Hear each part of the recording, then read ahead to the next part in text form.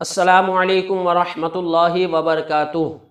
अस्सलातु वस्सलामु अलैका या रसूलल्लाह व अला आलिका व अस्हाबिका या हबीबल्लाहि सल्लल्लाहु ताला अलैहि वसल्लम। मोहतरम नाज़रीन, आज के इस ख़ास वीडियो में मैं आपको तुर्की के इस्तांबुल के हागिया सोफिया म्यूज़ियम को मस्जिद बनाने की हकीकत और इस इमारत का पूरा इतिहास क्या है वो बताऊंगा। लिहाजा आप इस वीडियो को आखिर तक ज़रूर देखें और ज़्यादा से ज़्यादा शेयर भी करें।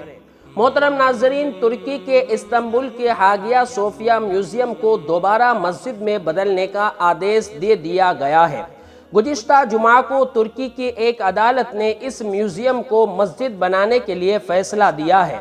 कोर्ट ने अपने फैसले में कहा है कि हागिया सोफिया अब म्यूज़ियम नहीं रहेगा और 1934 के कैबिनेट के फैसले को रद्द किया है।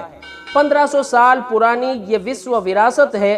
तुर्की के राष्ट्रपति रजब तैयब अर्दोगान ने पिछले साल इसे मस्जिद बनाने का वादा किया था, जो उन्होंने पूरा किया है।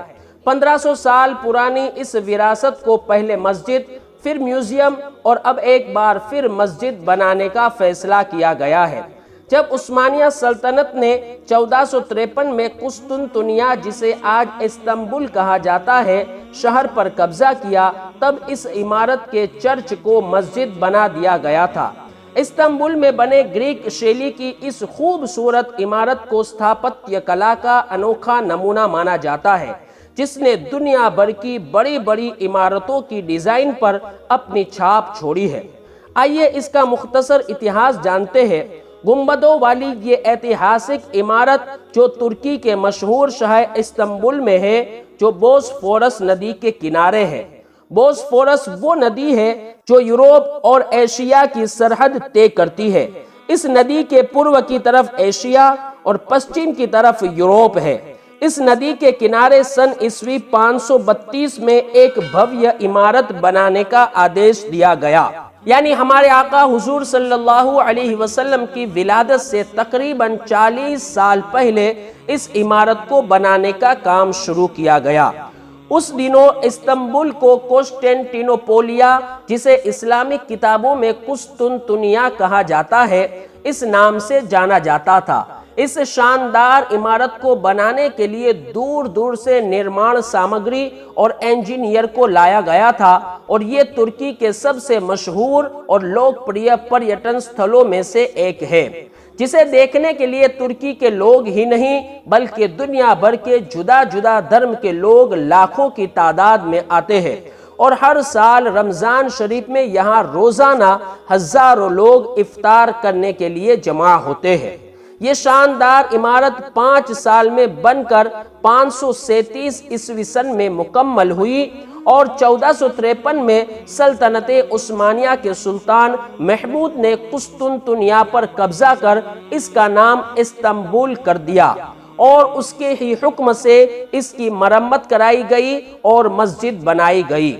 और इसकी पहली जुमे की नमाज में सुल्तान खुद शामिल हुए। पहले सिर्फ इसमें गुंबद था, फिर इसमें मीनारों को भी बनाया गया। पहले विश्व युद्ध में तुर्की की हार, फिर उस्मानिया सल्तनत के खात्मे के बाद मुस्तफा कमाल पाशा का शासन आया। उन्हीं के शासन में 1934 में मस्जिद को म्यूजियम बनाने का फैसला किया गया और यूं तकरीबन 500 साल नमाज अदा करने के बाद इस इमारत में नमाज पढ़ने पर पाबंदी लगाई गई। तुर्की के लोग इसको मस्जिद बनाने की मांग लंबे समय से कर रहे हैं और लगातार प्रदर्शन भी हो रहे हैं। राष्ट्रपति रजब तैयब अर्दोगान इनको समर्थन करते हैं और हागिया सोफिया को म्यूजियम बनाने के फैसले को ऐतिहासिक गलती बताते हैं। वो लगातार कोशिश और जिद्दोजहद करते रहे हैं कि इसको पहले की तरह दोबारा मस्जिद बनाया जाए, जहां लोग सुकून से अल्लाह तबारक व तआला की इबादत और रियाजत कर सके और नमाज पढ़ सके। और आखिरकार राष्ट्रपति रजब तैयब अर्दोगान की ये जिद्दोजहद और कोशिशें अल्लाह ताला की रहमत से पूरी हो रही है। अल्लाह तबारक व तआला पूरी दुनिया के मुसलमानों को अपने हिफ्ज़ व अमान में रखे।